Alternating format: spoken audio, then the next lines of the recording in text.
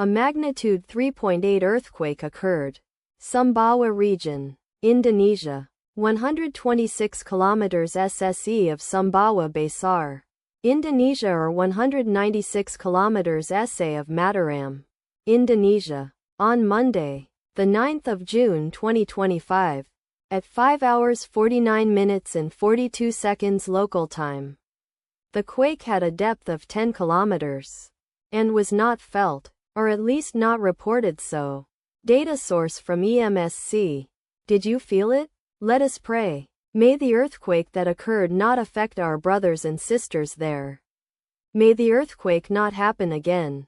And may God protect everyone. Amen.